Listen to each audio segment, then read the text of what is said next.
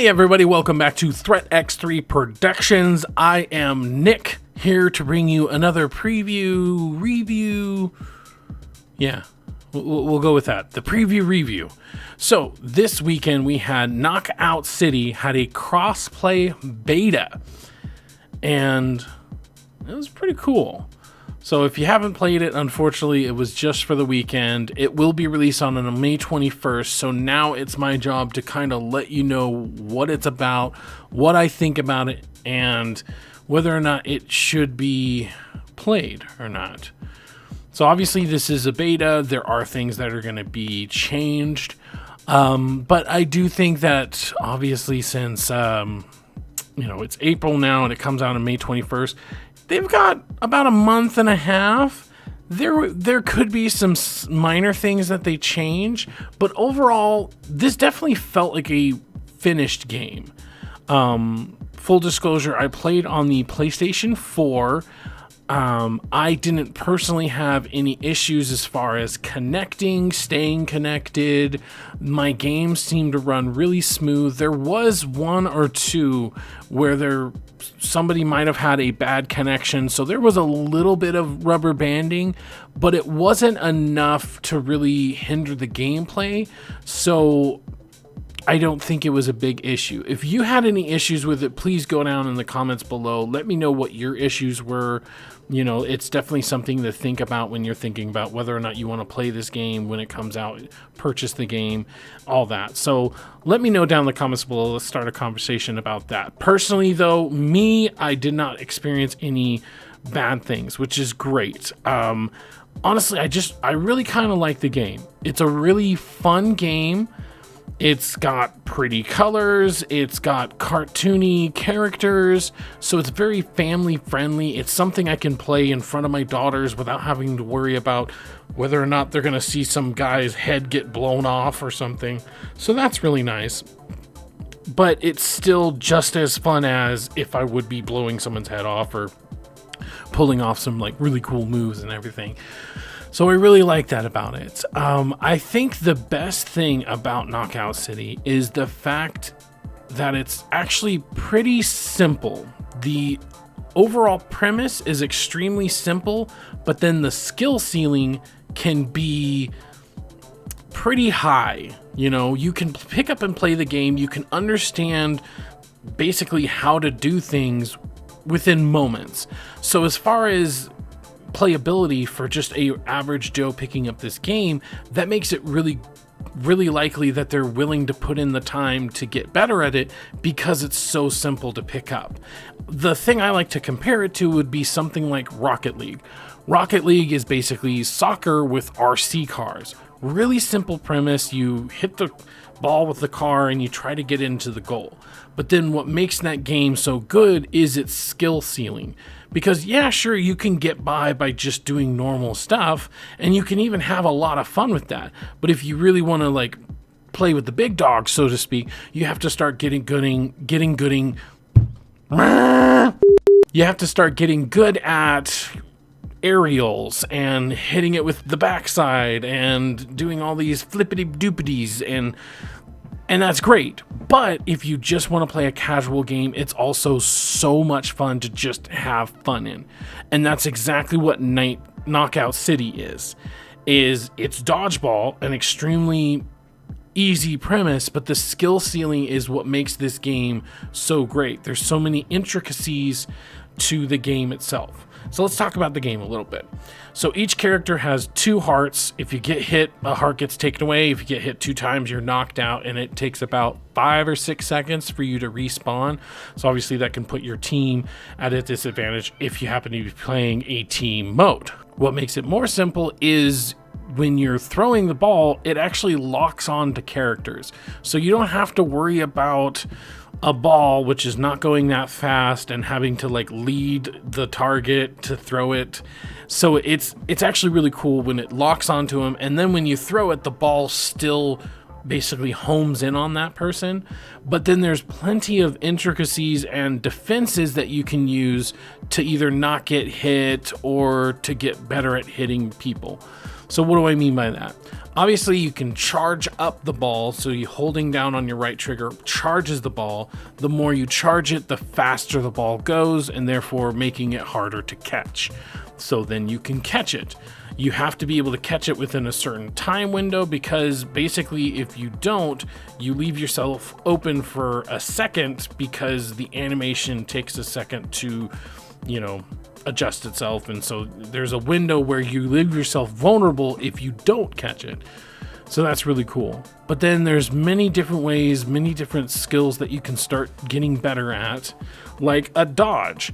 The dodge itself is square. So if you press square in any direction, obviously away from the ball, if you press square in any direction, you will deactivate the lock on of the ball and get out of its way. So this is really good. But you can also use square to tackle somebody. And if you tackle somebody before they throw the ball, they'll drop the ball, and then you can try to catch it. So there you go. A little bit there. Throwing the ball, you can also spin or lob the ball. And these are good for different situations. So for instance, spinning the ball. Spinning the ball happens when you press circle. So when you do circle, you do this kind of little spin thing. So if you're holding down at the same time, you spin, and as you're spinning, you let go, it'll curve the ball. So this is really good for a couple of reasons. One, it's harder to time for the catch if it's going around. And then number two, this is really good if somebody tries to get behind cover, you can still try to get them by curving the ball. Same thing with lob. You can lob the ball. Now, lob does up and over rather than sideways and over. So this is really good for, once again, a couple of reasons. It goes a little bit slower than the curve ball, but that's also what makes it a little harder to time if you're not really being careful. But then once again, it's good if there's somebody with cover and it's just about up to their head. If you lob it, it'll go over the cover and get them that way. Switching up your variety of how you throw the ball is always a good idea, because if you just keep throwing it straight at them, or you always do a curve ball, people start to get that and they'll be able to counter it pretty easily. You can also fake a throw by clicking down on your right thumbstick. I don't know what it is on the PC, I apologize.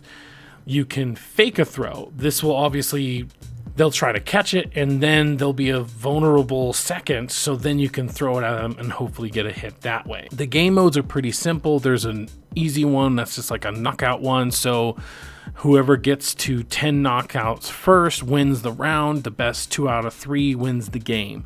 Then there's another one called Diamond Rush, and the best way I can describe this one is almost like kill confirmed from like Call of Duty or any other kind of game. When you kill a person, they'll drop some diamonds.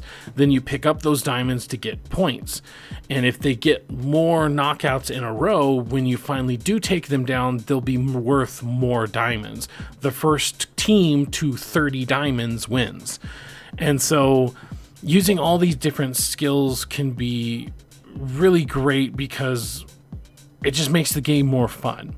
Then there's the aesthetic. The aesthetic is very cartoony and it's very family friendly, but then it also is open to a lot of customizations.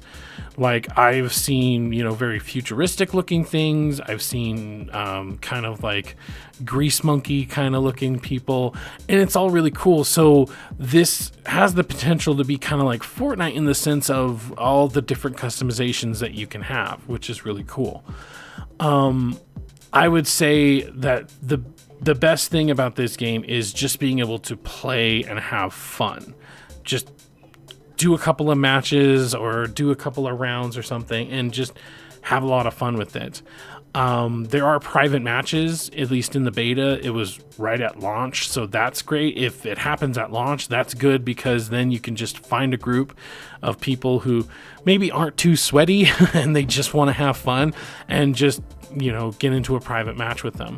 I feel like the community around this game could be really great, and it could be one of the next big esports. I truly believe that, because once again, if you compare it to something like Rocket League, it's easy to pick up.